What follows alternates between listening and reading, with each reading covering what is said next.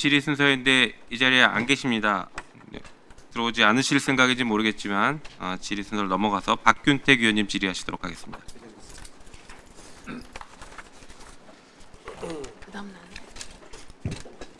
이창민 변호사님 진술 좀 듣고 싶은데 앞으로 좀 나와 주시겠습니까? 예, 이창민 변호사입니다. 예, 오늘 나와 주셔서 감사합니다. 예.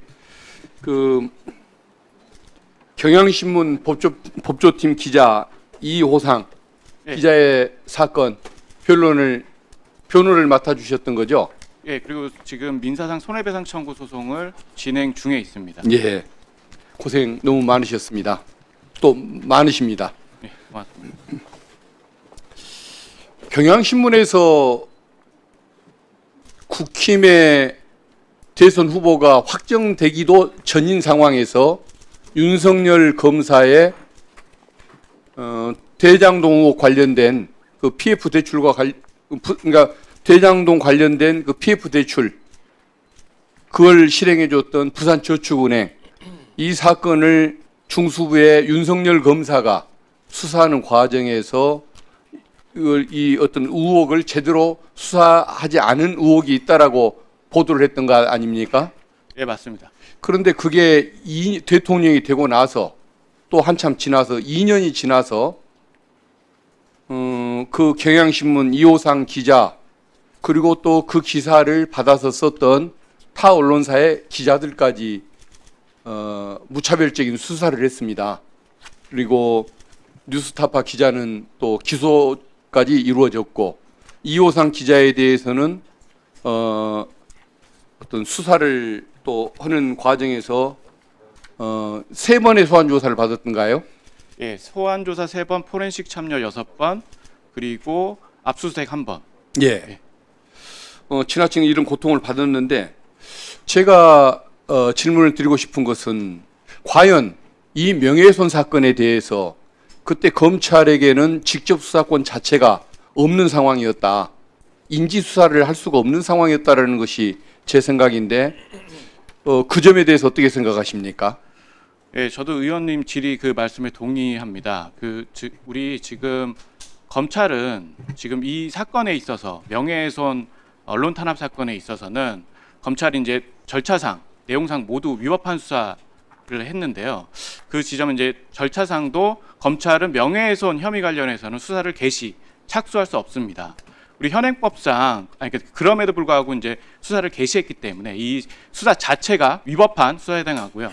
현행법상 검찰청법상 우리 그 검찰은 경제범죄, 부패범죄 및 그와 직접 관련성 있는 범죄에 한해서만 수사를 할 수 있습니다. 그런데 명예훼손죄에 관해서는 수사할 수 없습니다. 그런데 검찰이 이 직접 관련성에 껴넣기 위해서 비공개 대검 예규를 이 사건 수사하기 위해서 만들었고 그 비공개 대검 예규에 보면 직접 관련성을 자의적으로 검찰이 해석해서 합리적 관련성이 있는 사건이면 수사 개시할 수 있다. 이렇게 규정해 놓고 행정규칙으로 규정해 놓고 임의 수사를 펼쳤습니다. 그래서 이 사건 절차상 위법이 있는 사건이고요. 내용상으로도 아시다시피 이제 공인의 공적 영역 당시 대선 후보에 관해서 검사 시절 부실 수사 정황이 있다. 이런 의혹 제기는 당연히 언론에서 해야 되고 언론의 책무입니다. 그럼에도 불구하고 윤석열이 당선된 이후에 검찰이 서울중앙지검에서 10명의 검사로 구성된 수십 명의 수사관으로 구성된 특별수사팀을 만들어가지고 언론 탄압을 했고 표현의 자유를 위축하게 만들었습니다. 더군다나 이제 일종의 정권 보위 차원 그리고 더 나아가서 보복 수사로 보여지는 것은 아까 말씀하셨던 것처럼 윤석열 전 검사가 부실 수사 의혹을 제기한 기자, 언론사 등에 대해서만 특정해서 압수수색을 비롯해서 계속 1년 9개월간 수사를 했고요. 제 그 당사자인 경우에는 이번 윤석열이 이번에 탄핵되고 파면된 이후에 5월 28일 경에 불기소 처분이 경향신문 전현직 기자에 대해서 불기소 처분이 났습니다. 이 말은 즉슨 이번에 정권 교체가 유력한 상황 6월 3일에 유력한 상황에서 불기소 처분을 한 것으로 보이고요. 어쨌든 언론 탄압으로 보이는 여지가 굉장히 많습니다. 이상입니다.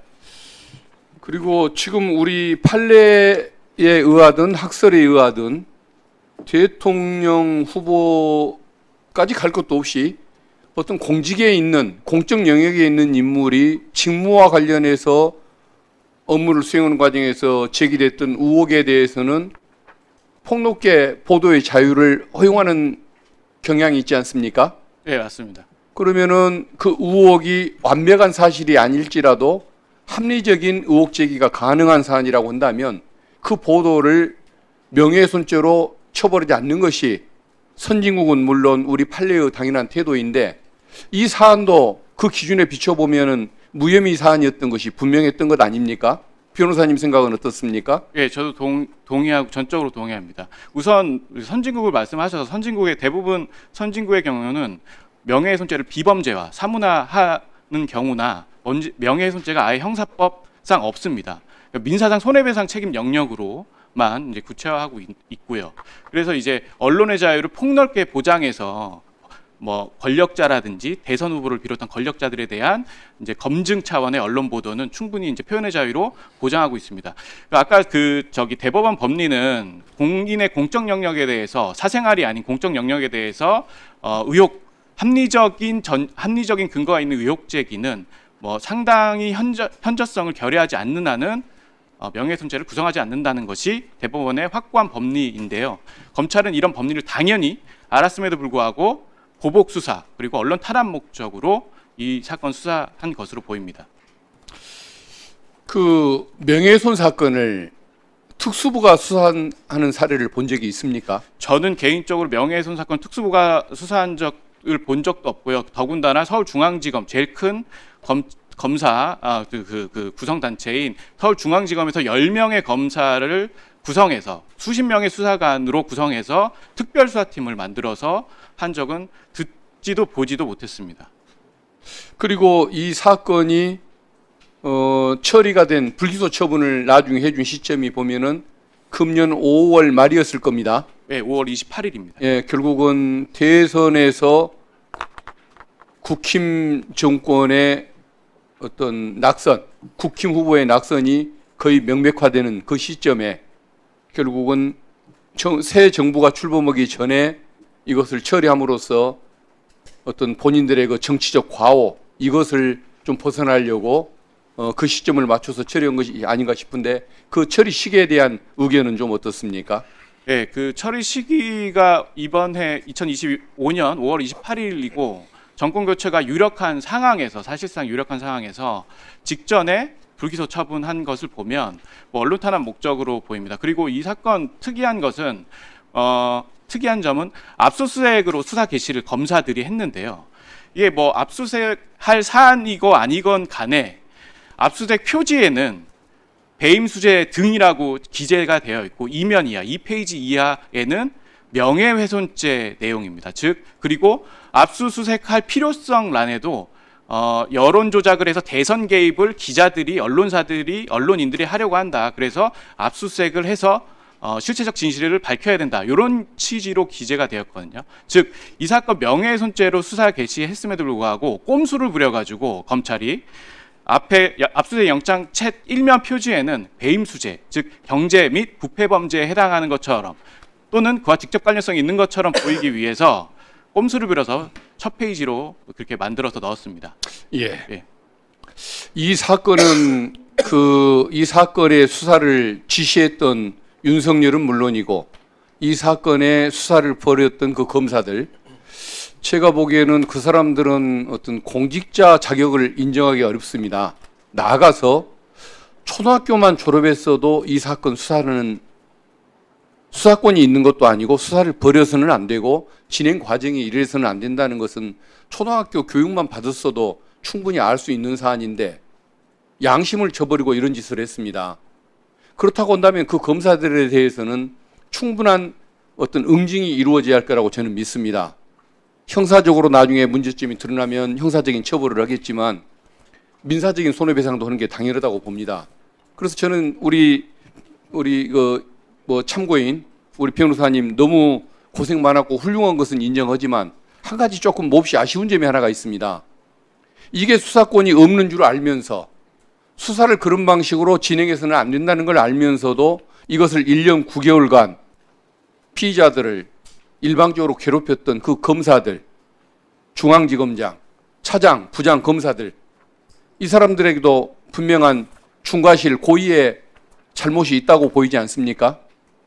예, 그렇게. 그러면 왜 이분들에 대해서 이분들이란 말 쓰기도 어렵습니다. 그 사람들을 상대로는 왜 손해배상 청구 대상에 포함을 안 시키셨습니까?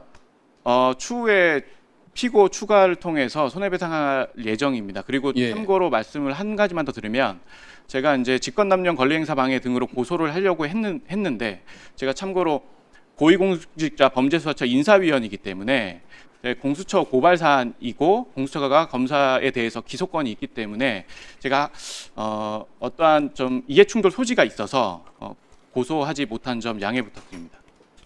아무튼 당시 수사 관계자들 책임자들에 대해서 민사상의 손해배상을 청구하는 문제, 이것에 대해서도 한번 고려해 주시면은 역사적으로 이런 과오를 재발을 막는데 뭐 저는 뭐 유익하지 않을까 그 생각도 해봅니다.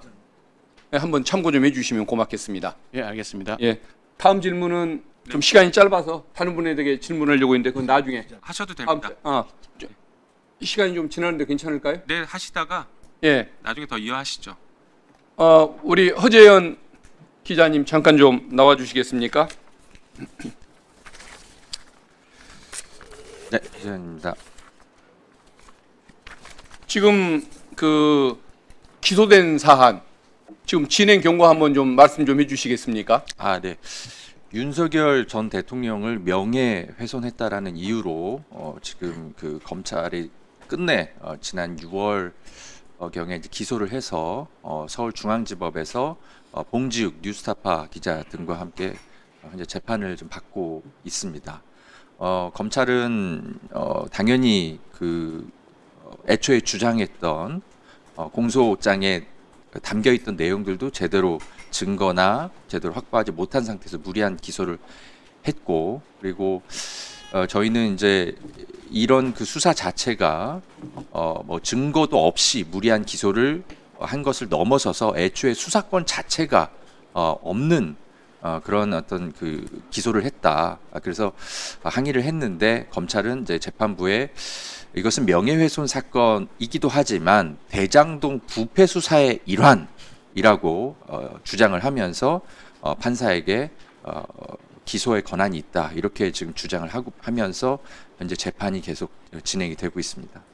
법원에서는 이 문제에 대해서 검찰의 직접 수사권 자체가 없는 사안이었다라는 이런 문제에 대해서는 어떤 견해를 가지고 있습니까? 일단 판사의 설명은 일단은 그 검찰의 소명 그리고 증거 그리고 증인 신문 이런 것들을 살펴보면서 판단을 해 가겠다고 설명은 해 왔었습니다. 그래서 주의 깊게 살펴보겠다고 판사는 말은 처음에는 그렇게 했었는데, 그래서 저희는 여러 가지 의견서도 내고 하면서 이게 대장동 부패 수사의 일환이라고 하지만 지금 기소된 피의자들이 누구도 대장동 그 부패 일당들과 뭔가 연락을 시도했거나 뭔가 그런 어떤 그들과 함께 어울린 것이 아니라 오히려 그들을 감시한 그런 측면들만 있기 때문에 이거는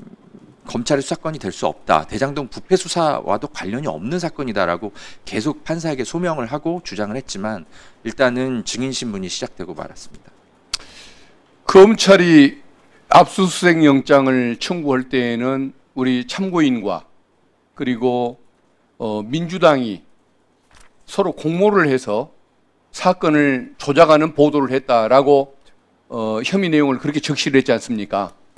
네, 쉽게 말하면 혐의 내용을 근거도 없이 뻥튀기를 해서 압수수색까지 진행을 했고, 그렇지만은 아무리 수사해도 민주당과의 연락관계 이런 건 나오지 않다 보니까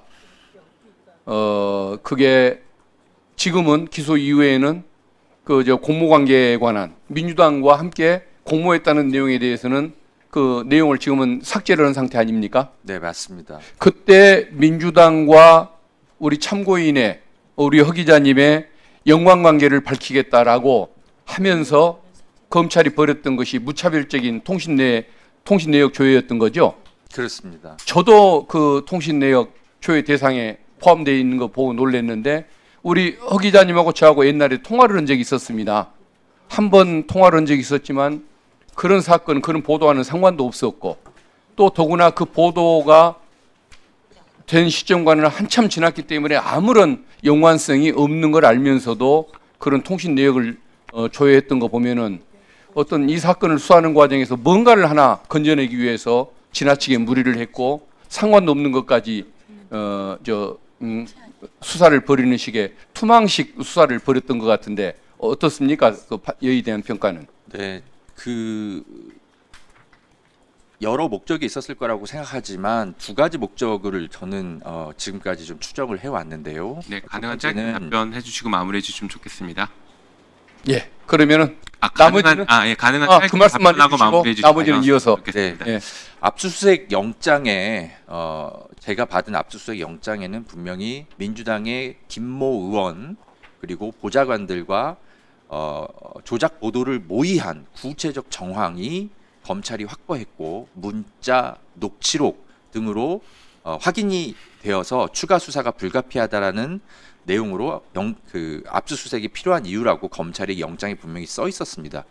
그 압수수색 영장 내용을 조선일보 등의 검찰은 빠르게 유출을 시켰고 이 윤석열 명예훼손을 마치 특정 기자들이 민주당과 유착해서 조작 보도를 모의한 것처럼 세상에 알려졌지만 그러나 이제 재판이 시작될 때까지도 1년 9개월 가량 검찰이 저희들을 그렇게 수사를 했지만 단 한 건도 민주당의 뭐 보좌관들이나 의원들과 제가 조작 보도를 모의한 정황 아무것도 찾아내지 못했습니다. 즉 압수수색 영장 내용 자체가 허위였다라는 것이 결국 결과적으로 확인이 된 것이고 끝내 이제 판사는 이제 검찰에게 도대체 허재현 기자가 민주당과 무엇을 언제 어떻게 모의했다라는 건지 성명하는 명령을 했는데 결국 검찰은 성명해 내지 못했고 끝내는 재판을 앞두고 모의 관계는 철회한다라고 의견서를 밝히고 공소장을 새로 쓰는 일이 벌어졌습니다. 결국 조작 수사임을 처음부터 저는 검찰은 알고 있었다고 생각하는데 어쨌든 재판을 앞두고 결과적으로 압수수색 영장 내용이 허위였음을 스스로 인정한 상태에서 그러나 끝내 기소했고 재판이 열리고 있습니다. 예. 감사합니다.